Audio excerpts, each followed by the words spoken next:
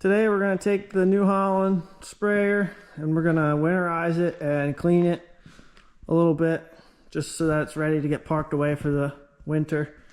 I'll give you a quick walk around here real quick. We got 120-foot truss booms, and we're actually running the smallest size tires that are spec'd for this sprayer.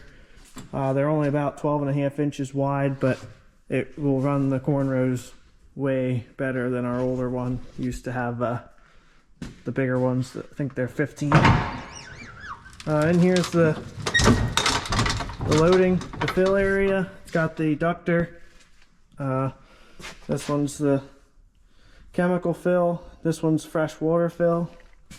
You got your positive and negative post for your pumps, and then it's got a screen here that you can control everything in your sprayer for the most part.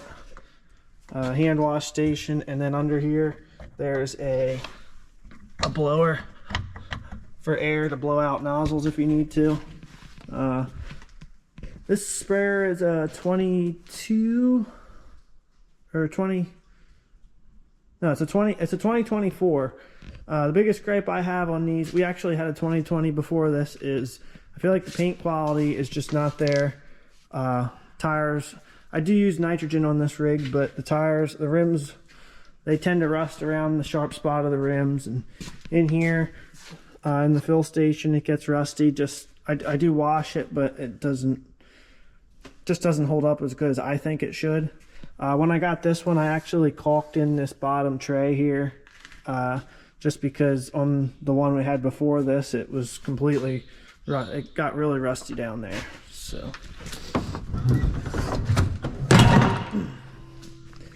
anyway, back to the booms. We have 120-foot booms with the Sp310 with the VSN row guidance. We have a sensor up there, sensor down here. I didn't really get onto that too much, that I really liked using the row guidance. I'd rather just drive it myself, but to each their own. I don't know if I didn't have it calibrated as good as I could have, but as we can. But yeah, so this has it's a 120-foot boom. It's got a rear boom for fungicide, and we're gonna go up the ladder here. It's a 1,200-gallon tank. I need to clean this up. I actually found the planter lid here in the field. He had lost it, but I found it. We're gonna give it a chuck down there. I got a wash station here. That's already opened up. So, anywho, we're in the cab here. We got a nice cab. We're gonna start it up. Key's way up here, which is okay, but I don't care for it. Control panel here, we have the joystick front and back. Those are your speeds that you can adjust. This is all your boom controls, the center and the sides, your auto steer button, and in the back is the 4-wheel steer button. These 4 levers control the boom fold, so the inner ones do the first fold, outer ones do the second fold. Park, throttle, which is pretty neat on this. It actually runs, you can use this to do it automatic, like presets or whatever. So these 5 are your boom section controls. Park brake, boom, not boom, product tank agitation, rinse tank open, product tank open, pump on, air blow into the nozzles to blow out the boom, product tank top nozzle so it washes down the tank from the top, auto boom fold, and fence row nozzles. Programmable to whatever you want on number 2 here. 4 ways, and then your light buttons. And then over here you have your radio controls and your heat and air controls. I have 328 hours on this, and we're running it for 2 seasons. So I'm gonna back it out now. Alright, so to winterize this thing, first thing I'm gonna have to do is I'm gonna have to drain everything. The product tank is actually empty and the booms are blown out from when I was finished, but I need to make sure the rinse tank is empty, and then I'm going to go get the winterizer. It's in a 55-gallon drum, and I'm going to put it in the rinse water tank, and then from there I'll be able to circulate it throughout the whole entire system, and it'll be winterized. The sprayer is actually pretty easy to winterize, being that it has the boom recirculation on it. That makes it a lot easier to make sure it gets everywhere that it needs to. So I'm gonna do that. I'm unfolding here. I'm not gonna open it all the way, but so this is the wash water hose.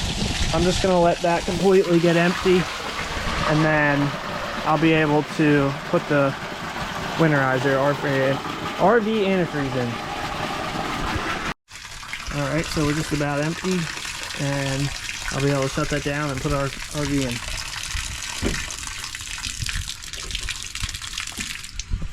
So all the way in here I have my winterizer. We get it from Messick's. It's good up to -18 degrees, 35% methanol mix. I just got to move this 3-wheeler Yamaha. It's a really nice one, actually. We got it from the neighbors. I'm gonna dig this out and get it on the telehandler.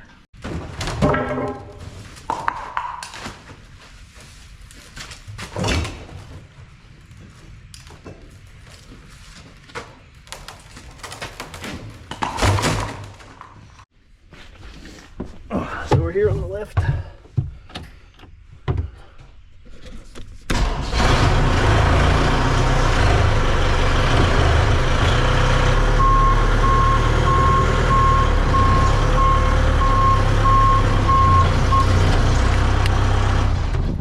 Okay, so we're going to try something different this year. I think I'll be able to wrap this around here and just stick the pallet forks through. I'll just do that 2 ways. I have 2 of these, so that should be pretty easy actually. We're just going to lay it. Actually, what I got to do first is I got to get my tools and open up the lid.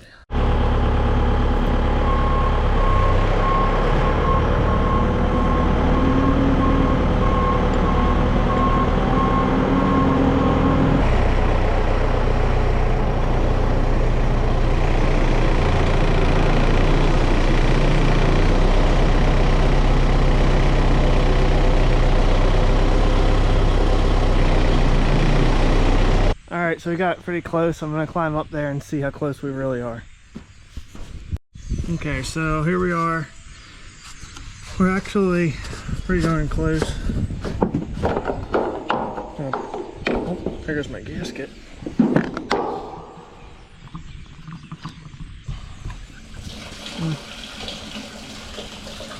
think we're just going to shift it over to the side a little. Alright, so now we're lined up better. I'm going to open this. And I'm going to have to loosen the air thing up.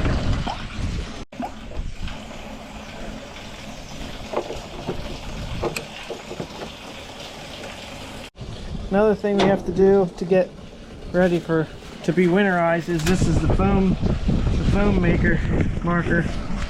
Foam marker marker, whatever. What I do with this is I just take it off. I don't bother trying to winterize it. Last year I just took it off, and I feel like if you let the soap that's in there get messed up, it causes problems.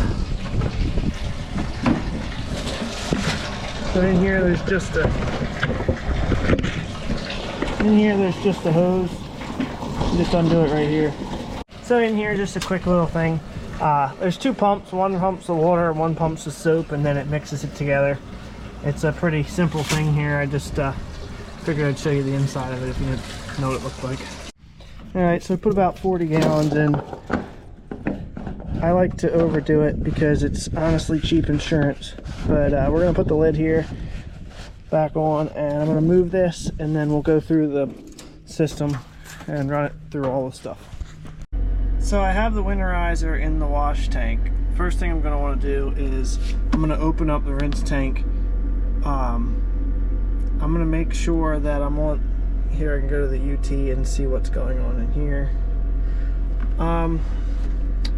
There's a couple different places you could start. First I want to start with is the foam markers. Gotta go to the other screen here. I forget which one it was. I don't use them a whole lot. You can screen 4 right now. Foam control on. I'm gonna do turn the rate all the way up, and then I'm gonna turn the mixture down. That runs off of the turn signals, so when you have it powered on, it'll run off the turn signals. I'm gonna let that run for a little while, and I'm gonna move on to some other stuff because it takes a while out already. I just run them until it sort of stops foaming. Okay, so on this screen there's the liquid management you can go to, and then you'll be able to see what nozzles are, what valves are open or closed. I have my my rinse tank valve is open, so I'm gonna start the pump and then it's gonna run. Okay, I was having a lot of trouble getting it primed. I think it was because I blew air through the booms when I was finished, and then I was completely empty, and everything was completely empty, and it took a little bit to prime it. But anywho, I ran all the solution over to the product tank, and now I'm running the top rinse on the tank. I can shut that off, and then this B is another valve, which that's the one that it brings it in with when it fills the tank. But I'm gonna run that one for a little bit. Yeah. I'm gonna run that one for a little bit and let it agitate to make sure it's all the way through.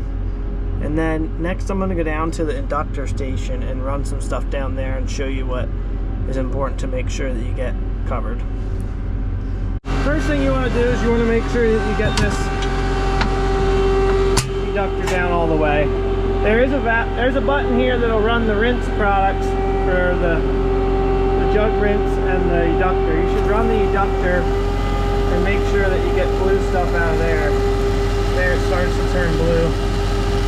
So we're good on that. And then the jug rinse, I need to take a jug and use and do it.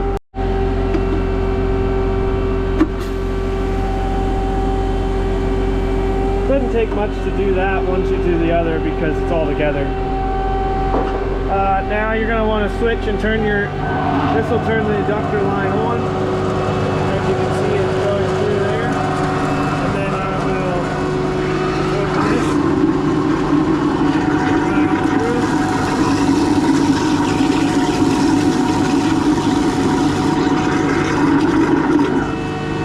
Put a little in there for good luck. And now I can shut this off, and it'll shut everything off. And the eductor is winterized. You want to make sure this little ball valve comes from the rinse tank and this is from the hand wash up top. You want to make sure that you have this open and you're getting solution out of there. That one I just open up. Now the first thing I want to do here when I come back here is I want to switch this and I want to turn on the rear boom. I didn't really use the rear boom much this year, but it will recirculate the rear boom when I run the pump. If I turn and just leave the section in the middle on, when I hit the spray button it should come just out of the back. Be able to see it. But it is spraying out the back. So now the rear boom's taken care of. I'm going to switch back to liquid management and turn the rear boom off. So that takes care of that. So now it's going to the front boom. So I'm going to run each section just for a second because it doesn't really take much because the booms are recirculating back to the tank as it is. So I'm going to turn the master switch on and I'm going to turn one on at a time.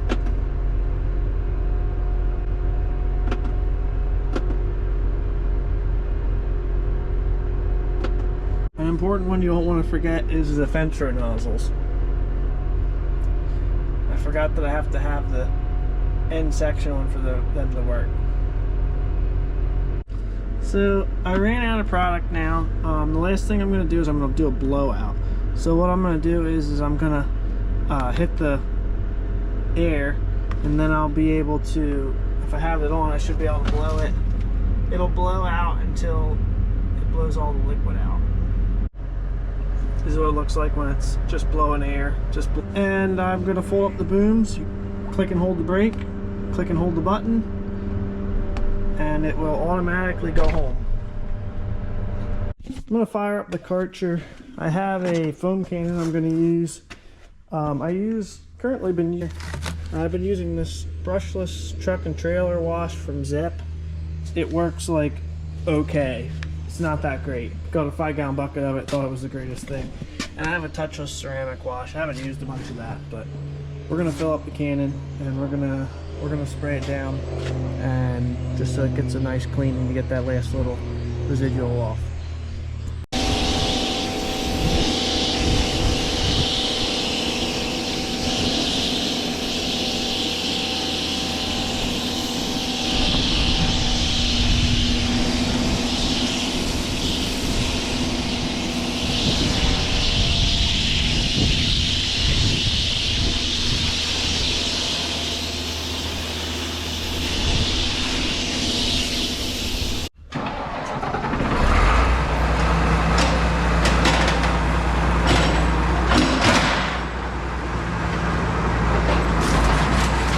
Storage.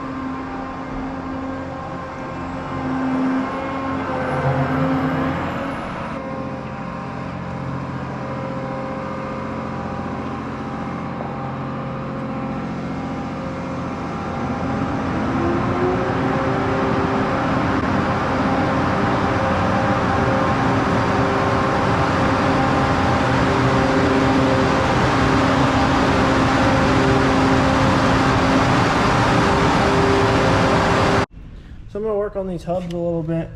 They're getting pretty rusty on the outside. I wire wheeled the other two on the other side, but these two are actually much worse. But I'm going to clean these up and give these a little bit of paint just to prolong things.